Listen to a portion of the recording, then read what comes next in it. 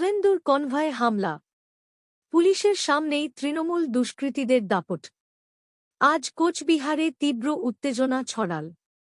হাইকোর্টের নির্দেশে আক্রান্ত বিজেপি বিধায়কদের পাশে দাঁড়াতে বিরোধী দলনেতা শুভেন্দু অধিকারী রওনা দেন কোচবিহার এসপি অফিসের দিকে।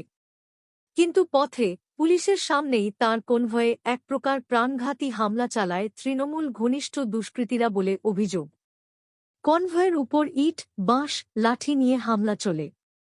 ঘটনাস্থলে বিশাল পুলিশ বাহিনী থাকলেও তাদের নিষ্ক্রিয় ভূমিকায় উঠছে প্রশ্ন।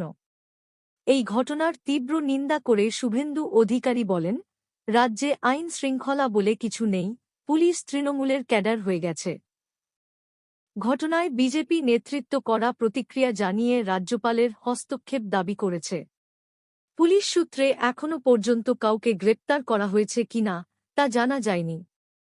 পরিস্থিতি নিয়ন্ত্রণে এলাকায় মোতায়েন করা হয়েছে অতিরিক্ত বাহিনী।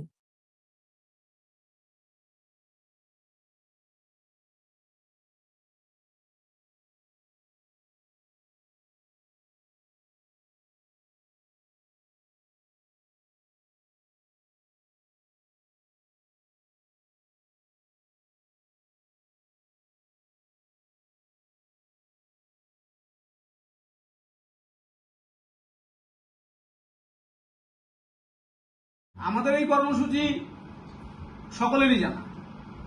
জেলা জুড়ে প্রায় 20টি জায়গায় আমাদের এই অবস্থান চলছিল। খাগড়াবাড়ি অঞ্চলে শান্তিপূর্ণ অবস্থান চলছিল উত্তর বিধানসভা কেন্দ্র। সেখানে শুভেন্দু অধিকারী গাড়ি নিয়ে দাঁড়িয়ে পড়ে একটা প্রভোকেশন দেওয়া, বিরোধী পক্ষকে উত্তেজিত করা, এটা হচ্ছে তার টার্গেট। এবং গাড়ির পেছন থেকে লাঠি সোটা বের করা করে ওখানে আমাদের লোকেদের উপর একটা হামলা করার চেষ্টা তার কনভয়েতে থাকা লোকেরা করেছে, যার ফলে একটা বিশৃঙ্খল পরিবেশ ওখানে তৈরি হয়েছে 2 মিনিটের জন্য। সেটা পুলিশ তৎক্ষণাৎ নিয়ন্ত্রণ করে কনভয় বের করে দিয়েছে। এই সমস্ত তার ঠিক না। উনি গণতান্ত্রিকভাবে আন্দোলন করছে, বাকিদের তো গণতান্ত্রিকভাবে আন্দোলন করার অধিকার আছে, সেটাও করতে দিতে হবে।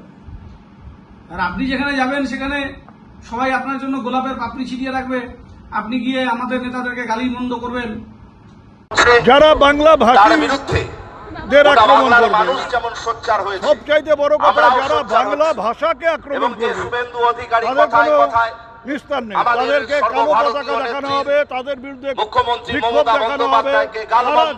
তারা যেখানে যাবে সেখানেই আমাদের প্রতিবাদ হবে। বিশেষ করে কুচবিহারের মাটিতে, কুচবিহারের বেশিরভাগ মানুষ অত্যাচারিত হচ্ছে বিভিন্ন রাজ্যে, বিজেপি শাসিত রাজ্যে।